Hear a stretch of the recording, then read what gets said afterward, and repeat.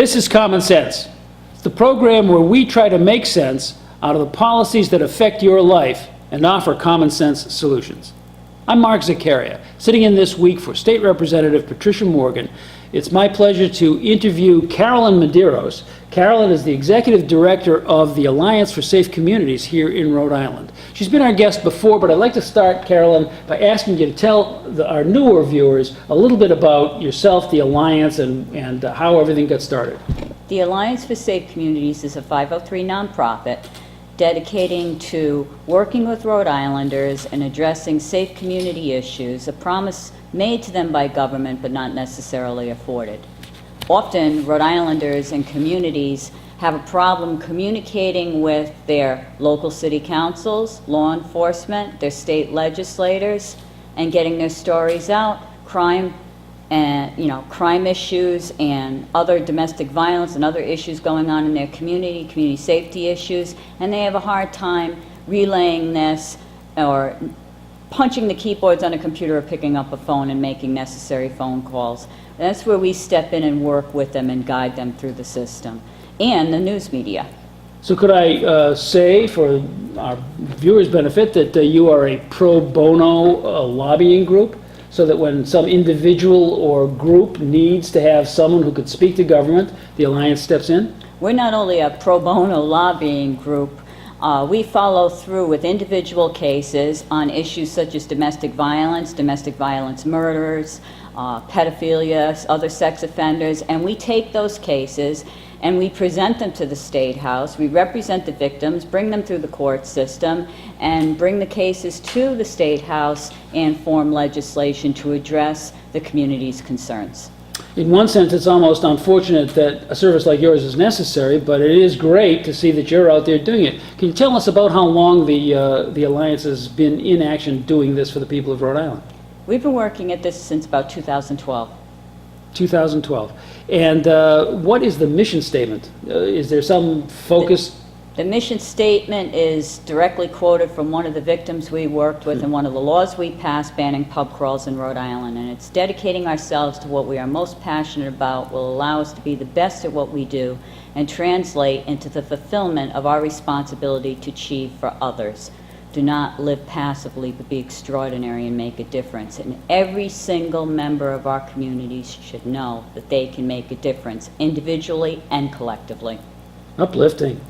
Can you tell us a little bit about the sorts of threats to the safety of Rhode Island communities that you address? Well, we've, if you look at our legislation, as an example, we've worked on murder and murder sentencing issues. There were a lot of problems with early releases for crimes as heinous as murder. We've worked on domestic violence issues and domestic violence murders. We've worked on sex offenders, whether they be rapists or pedophiles, and formulated legislation regarding that, helping victims, and also elder abuse and elder neglect in facilities that are supposed to be safe havens for them. Can you give us an idea by just sort of talking about a couple of the files from the archives? What sorts of things happened that get you involved, and how were you passed to resolve? A good one would be the murder sentencing legislation. In the past, that was passed 2 years ago. Passed last year. It took us 3 years to pass it. The protocol for some of the most heinous crimes, and I'll list them out because this is what it applied to: murder 1, murder 2, sex assault 1, sex assault 2, kidnapping a minor, and assault with intent to murder. They were included among petty thieves, drug dealing, and whatnot, where everyone in the prison was eligible for at least 30 good days of good time credits. That would be shaved off the sentence period that they'd serve every month. They could actually earn more credits than there were days in the month. The credits were based on really good programs they were taking, like Avatar or anger management. Credits higher for certain programs or lower for sweeping floors, for various things like that, but they could add up to 30 days. That game's over. As of last year, we passed a bill where for the 6 top crimes, murder 1, murder 2, sex assault 1 and 2, kidnapping a minor, and assault with intent to murder, they're going to serve the first 25 years of their sentence, okay, or half their sentence before they even see the parole board. We had inmates coming out in 10 years. Rhode Islanders were furious. They couldn't understand why heinous murderers were getting out in 10 or 12 years. And we highlighted a thrill killer, literally. He was titled the Thrill Killer of Rhode Island. He said that that's what he was. He liked that title, and the judge named him that title as well. He killed for the thrill of the kill, stalked his victim, planned it out for 18 months, bragged about it, marked a tree in the woods, drove around with a shovel in his car, and randomly grabbed a woman and took her out there and committed the most unspeakable crime. He was given a 60-year sentence with 40 to serve, and they were going to release him in 12 years. The Alliance got involved. We rallied with the Brotherhood of Corrections, one of the many entities we work with, along with the AG's office, urban, suburban, rural law enforcement, elected officials, city council-wide or statewide, and we got his parole reversed, which was never done before in the state of Rhode Island. There was never a reversal of a parole. So parole was granted? Yes. And then as a result of the action of the Alliance? Yes. People said, whoa, what did we do that for, and reversed it. Exactly. To my knowledge, he was eating his waffles one morning and he was told, guess what, you're not getting out after all. And he was kept in one extra year. Excellent, excellent. So the sentencing guidelines legislation that you pushed, even though it took you 3 years, Yeah. has resulted in a benefit to all Rhode Islanders in that you're keeping people of this type off the streets. Yes, and it was very difficult to get that legislation through. What do the insiders in the criminal justice system tell you about potential offenders knowing now that they got 25 to serve? Is that a disincentive to the crime? We're happy. I believe the Brotherhood of Corrections is happy. I was told that we were looked upon as interfering with the parole board's duties, that we were interfering with judges' decisions. Our response was, no, we're empowering judges and giving them the tools that they need to impose a sentence that's equal to the heinousness of the crime. Okay. So it wasn't all well received by the powers that be. Well, one way or the other, I guess you'd have to say that Rhode Island has benefited, whether or not the judges feel like they're a little bit channeled in their sentencing. If they had drifted too far away for the feelings of the populace, it's the only way to do it. Absolutely. This represented Rhode Island citizens and protected them. And that is our primary goal at the Alliance. We have about a minute left in this segment, but how pervasive is something like elder abuse in Rhode Island? Is it really something that you need to focus on all the time? It's unfortunate, and I don't think there's enough advocacy, and it's not coming from AARP, it's not coming from our state ombudsman, and those are the so-called advocates. It's very pervasive. In the nursing homes, in 1 year, we had a sexual assault case, a murder case, where they put a convict in assisted living down in Coventry. We had overdoses and death and neglects. And this year, I just had a case with an elderly woman sexually assaulted first degree in elder housing because they're putting convicts in elder housing with the elderly and they're preying on them. It's a very serious situation. Elderlies are afraid to step forward. They're afraid they're going to be kicked out of their own housing if they complain that there's convicts next door dealing drugs. And the reason for that being that the empty spaces have to be filled. Well, it's money. Well, with that, on that happy note, what we will do is take a break. Thank you for your reintroduction to our viewers. Right now, folks, I have a feeling somebody's about to ask the question, are you kidding me? I'm Mark Zaccaria. This is Common Sense. Welcome back. I'm talking today with Carolyn Medeiros, Executive Director of the Alliance for Safe Communities here in Rhode Island. Carolyn, thank you very much for coming down today. Thank you very much, Mark. No problem. And we had kind of an introductory first segment. And this time around, I'd like to focus a little bit on the lobbying efforts that the Alliance provides for its customers and clients, whether they even know their customers and clients at all times. You do primarily lobbying and spend a lot of time up in Smith Hill, is that correct? Yes, I do. And what sorts of things do you do, and can you perhaps take us through how a typical bill that's recently been made law as a result of your efforts, or at least in part, and what kinds of things on a day-to-day basis do you have to do to make sure it comes home? One thing we do that people don't even know is that we oppose many progressive, liberal, lenient on crime, soft on crime bills that are already being put in. So we're testifying in those committees, but you won't see us on the news talking about it. And then we will also work with victims of violent crime in their particular cases, say a domestic violence murder case. And we will use that as an example when we're trying to get a murder sentencing bill that we talked about through. And we will look at the heinousness of the crime, and we will work with the news media, which in turn will cover the story, represent the family, and put pressure on our legislators that maybe they should think about this bill, because it's not just this one family, but when I testify in committees, I give each senator or each representative a very thorough packet, which I'm very well known for, with colorful photos and whatnot, and very statistical data, state-wise and national-wise, to show the contrast of what's happening, in an effort to prod them to perhaps consider this is the year that we just can't wait anymore. And in regards to the murder sentencing bill, it got so bad that I put a packet together and said, we're not just a state with a high murder rate now, we're a state where I titled it the throwaway state. And the cover photo had a picture of the state of Rhode Island in a garbage can.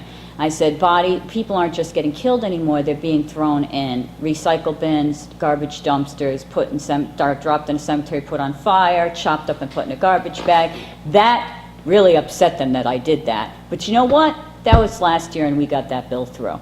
And the press loved it, and the media loved it. And Rhode Islanders were horrified that I had 9 cases at least in 1 year of disposable bodies, but it's becoming a trend. Sounds like the bottom line is that your job as a lobbyist is to put pressure on legislators. They're your audience. Yes, and it takes a lot of research and a lot of work to get that done. And you have to coordinate not only your own efforts, but you orchestrate the media when you can. You obviously bring in victims that may be unrelated to the immediate bill, but that underline its importance. Yes. And do a variety of things. You say that you are well known on Smith Hill for having detailed packets of information. And I assume then that what you're doing is homework for legislators that they then don't have to do themselves, whether or not they ever would.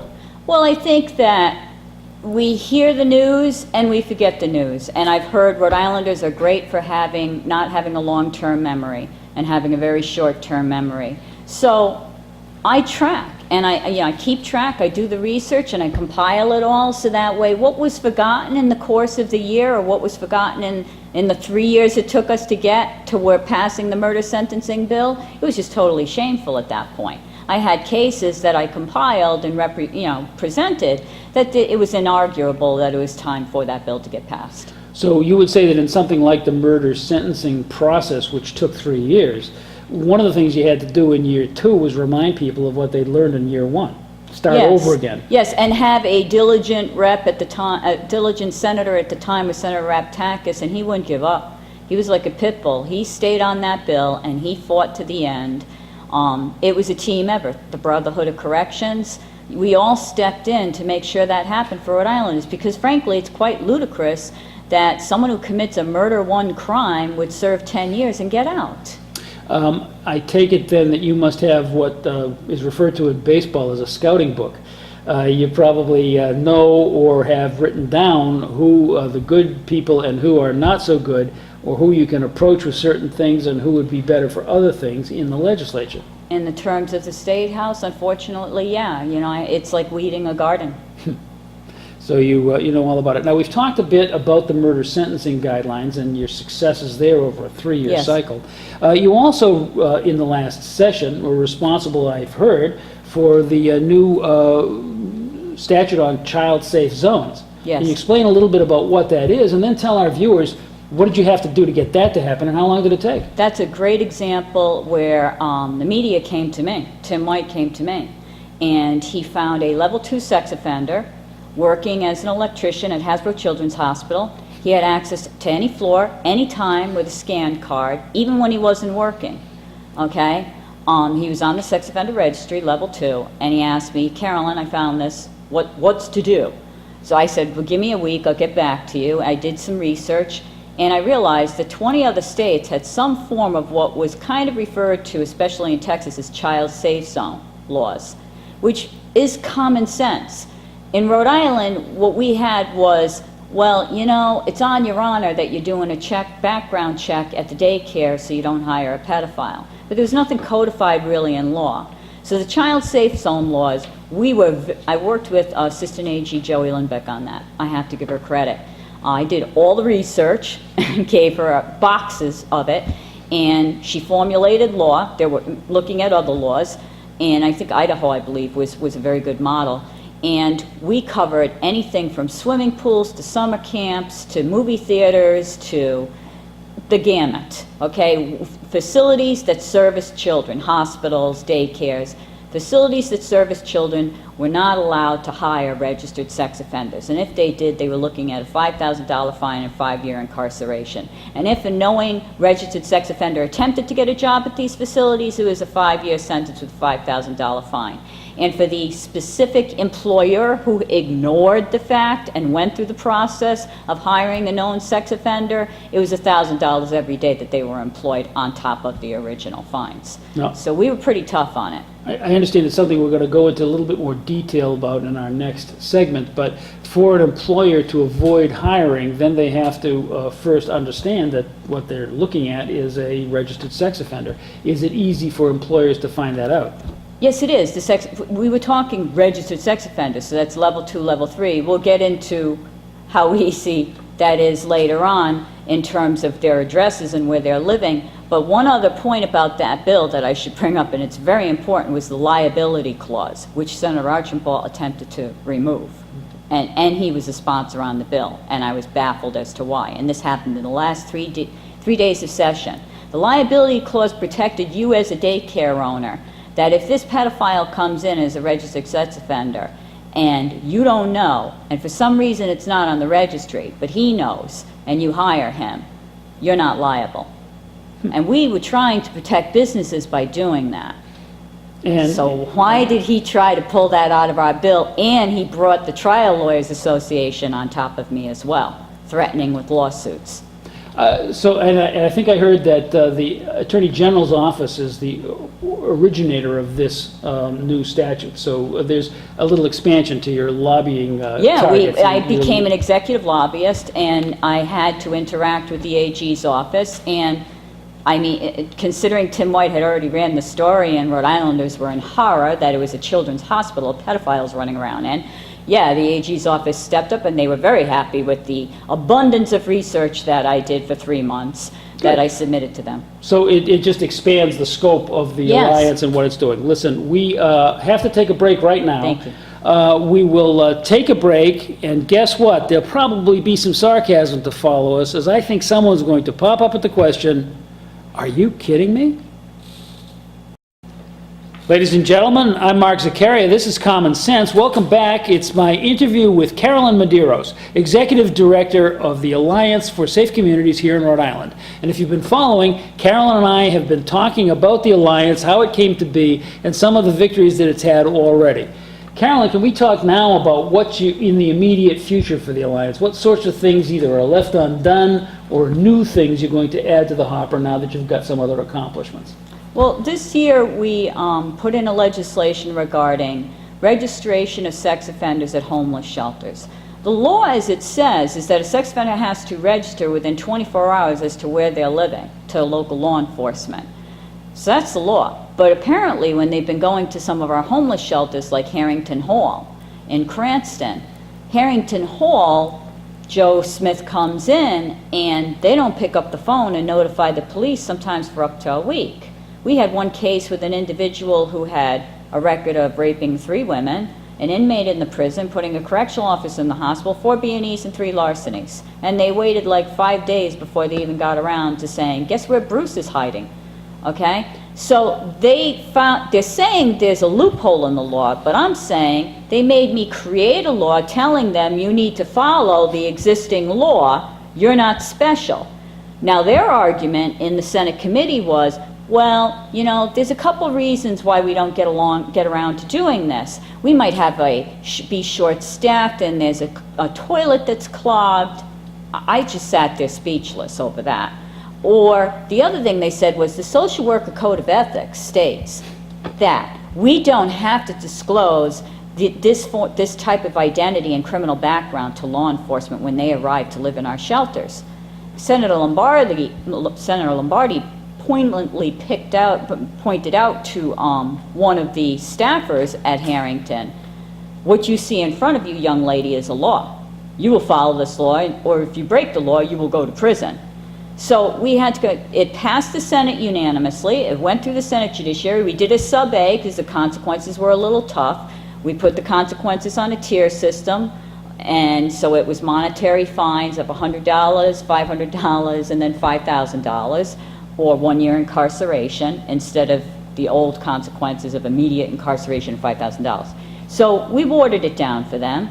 It went through the Senate unanimously, and ironically, in the House, I approached Charlene Lima and asked her to take the bill as sponsor, and she wanted to, but Speaker Medeiros said, oh no, I'll be the sponsor, and you Cranston reps can be the co-sponsors. And we waited, and we waited. Senators approached him, reps approached him. I had co-sponsors, sponsors jumping over me from other districts, not just Cranston. And he stymied the bill. He never allowed that bill to get through the House. Am I correct that Harrington Hall is in his district? Yes, it is. And his elected constituents should know what he did, because Councilman Lombardi at the Senate committee testified at that time there were 49 sex offenders packed in that shelter out of 80 men. And could I also go so far as to infer that the big customer of this new law is, in this case, Cranston PD? They're the ones that don't know that these people are concentrated in Harrington Hall, right in the middle of their jurisdiction, and by extension any other town where a similar treatment facility or homeless shelter is located. The local police departments are basically in the dark until the sex offender registers with them. Cranston PD actually has an officer assigned to Harrington Hall and is paid a certain salary per year that's supposed to be monitoring just Harrington Hall, okay? So when they don't register them, he eventually has to go there, track them down, and pull them out of there, and they're in violation. So they're setting up their own residence anyway. Another thing I found out from doing multiple freedom of releases, okay, to get information about what it was costing to run Harrington Hall. It cost the taxpayers $200,000 in rescue and fire runs to Harrington Hall in the course of 6 months, okay, from like October to March. That was for basic life support and advanced life support. Most of these runs that they're doing, police and rescue, is drug overdosing, brawling, and fighting. And you say the taxpayers are paying for this. Yes. It'd be the taxpayers of the city of Cranston. Yes, yes. Predominantly yes, Cranston. yes. And So there's a big overhead expense. Not only do they have to assign a separate officer, that means there's another person Yes. full-time on that problem only, but there's another couple $100,000 per year in required response time expenses that they get. Yes, and I met with the fire chiefs, and they told me how rescues were going there, and rescue workers were being assaulted and beaten on.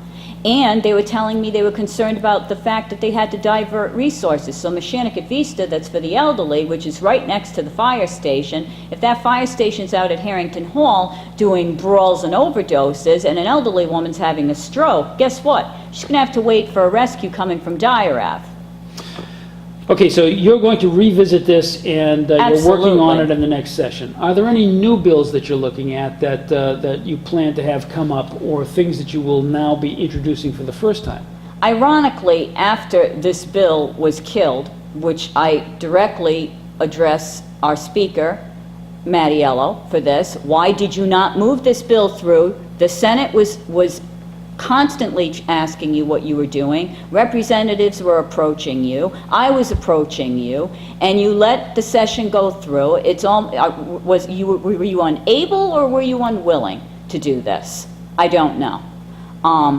But we are going to reintroduce this bill. It had passed as a city resolution. The entire city of Cranston was behind this as well. They sent the resolution up to you, Mr. Mattiello, which the Senate passed unanimously, and you failed to act on it. I will be putting it back in. The city of Cranston will be putting that resolution back in. And in my research, Mark, I found that the registry of sex offenders has issues in it of itself that all Rhode Islanders through the state should be concerned about. And we will be addressing that up and coming as well. We're going, within the next week or so, the news media will be covering it. What sort of issues? Well, if you go to the registry right now, you're going to see the expectation of Rhode Islanders is that when you go to the registry of sex offenders, you're going to find where Joe Smith, a level 3, high degree of reoffending, is living in your community.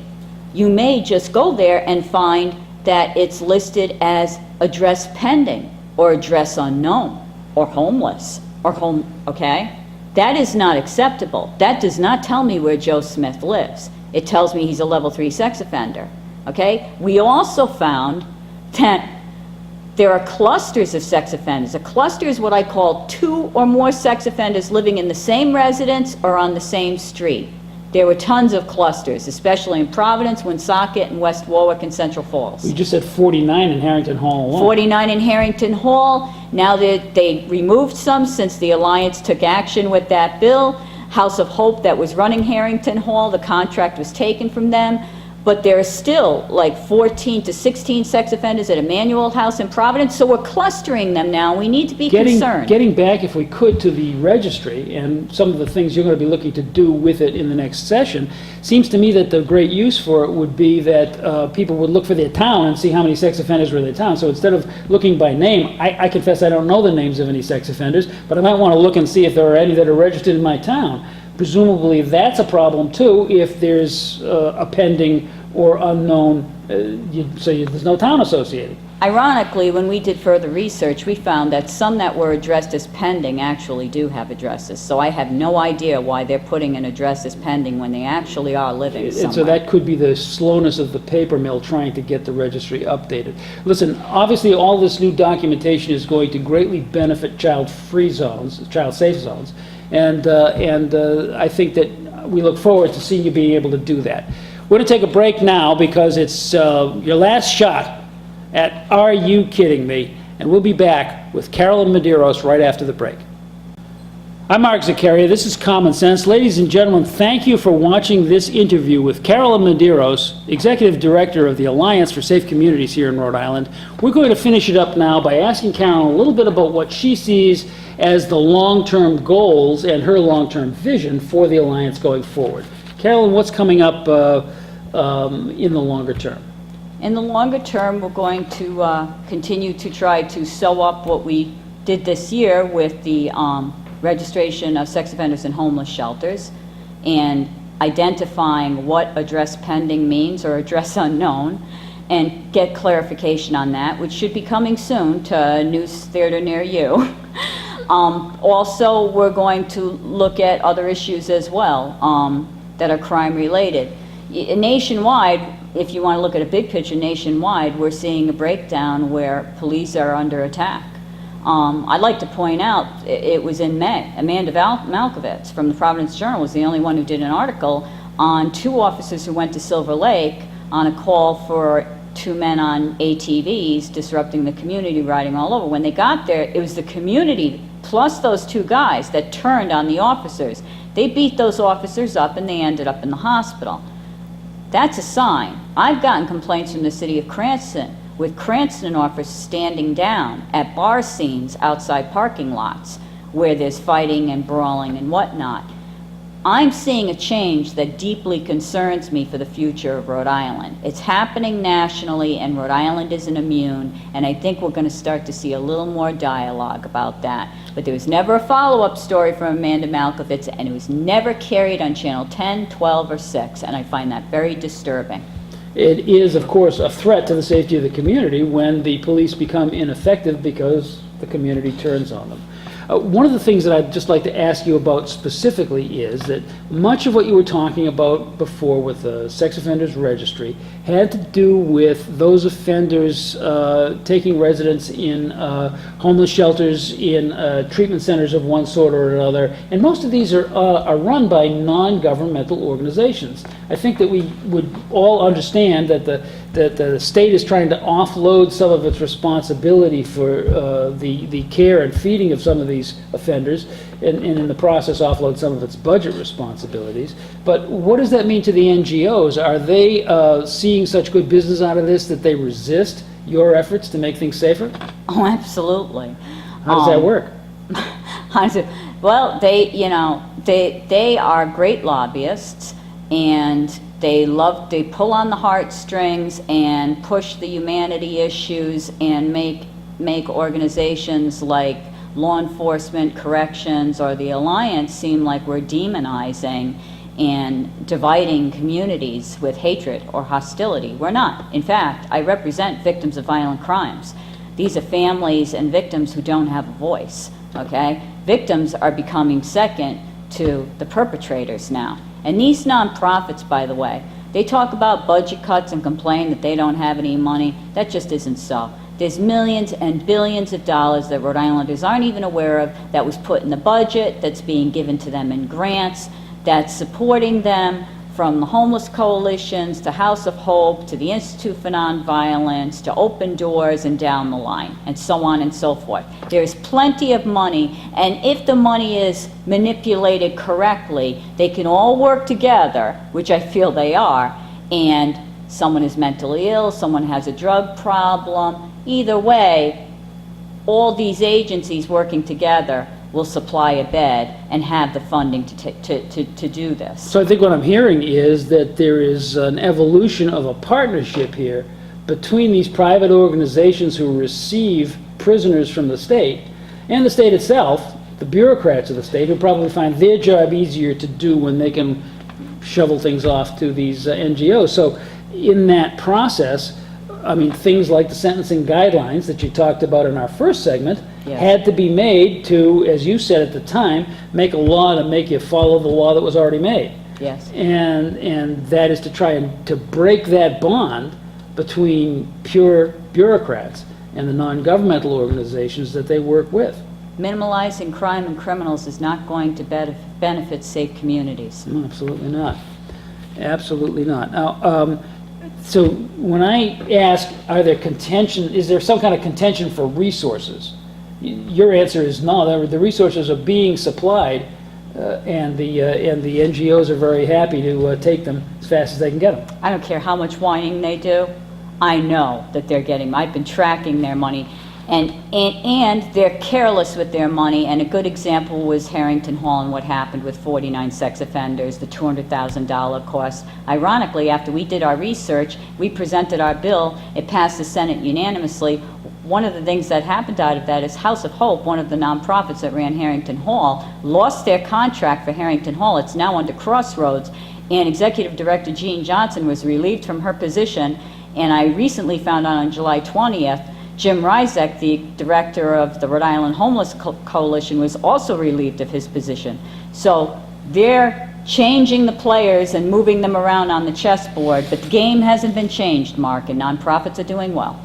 Okay, and it sounds like, though, one of the great things that the Alliance is doing for communities to make them safer is to shine a flashlight on some of this stuff. It sounds like it came as a direct result of some of the news media attention that you yourself generated. Yes, and it's very hard to do these days. It's getting harder and harder to get media attention on these subjects. It's what we're doing is becoming politically incorrect. Mm-hmm.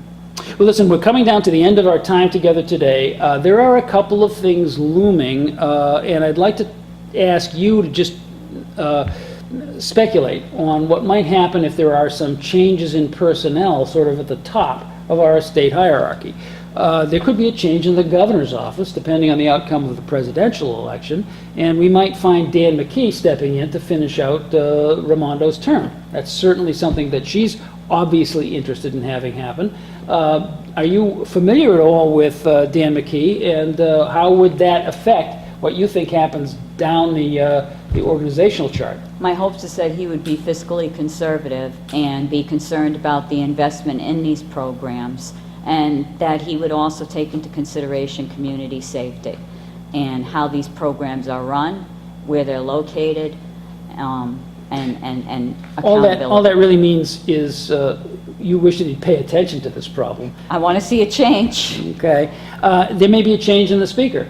If Steve Frias is successful in beating Speaker Mattiello in House District 15, then maybe there'll have to be a new one. We understand that Majority Leader DeSimone is also having his problems in a primary race.